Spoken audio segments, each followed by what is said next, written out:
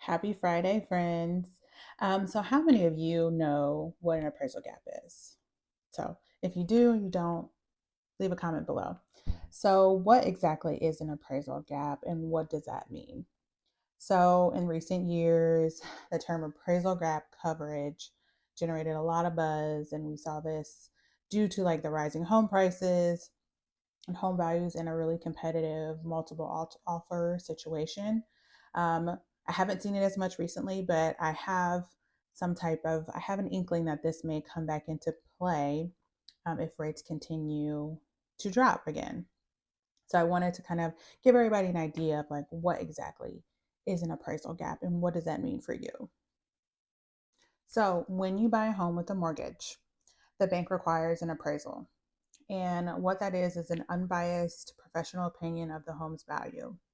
Basically, the bank wants to make sure that the borrowers are not overpaying because the home serves as collateral for that mortgage. So, if the home that you're buying doesn't appraise at the sales price, you have a few options. You can decide to back out of the deal and get your earnest money deposit refunded. You can negotiate with the seller for a price closer to the appraised value.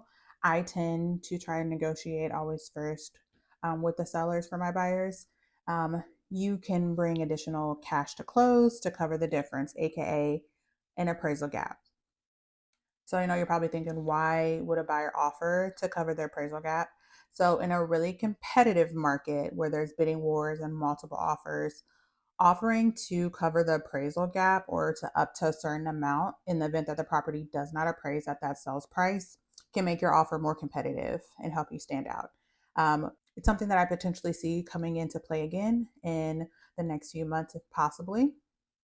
If you're still confused, I can explain a little more. By covering the appraisal gap, you are agreeing to purchase the home at the agreed upon price, even if the bank appraisal is lower than expected. So, in the event that the appraisal comes in below value, that buyer is agreeing to pay the difference between the appraised value and the agreed upon purchase price. So, for example, if you make an offer on a home for $300,000 with an appraisal gap coverage clause for up to $20,000 and the appraisal comes back at 280, the contract is still in effect and you would be obligated to bring an additional $20,000 to the closing table or restructure your mortgage. So, when you guys are looking for homes and if an appraisal gap is ever mentioned, make sure you're speaking with your agent and the lender and discussing your options before assuming that you can actually make up the difference if the appraisal value comes in low.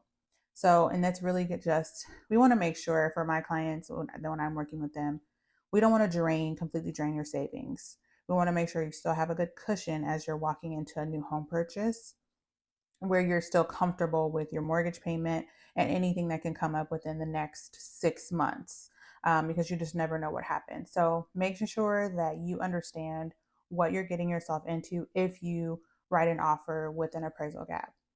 So I hope that this information was helpful. If you have any questions, feel free to message me. Have a great day.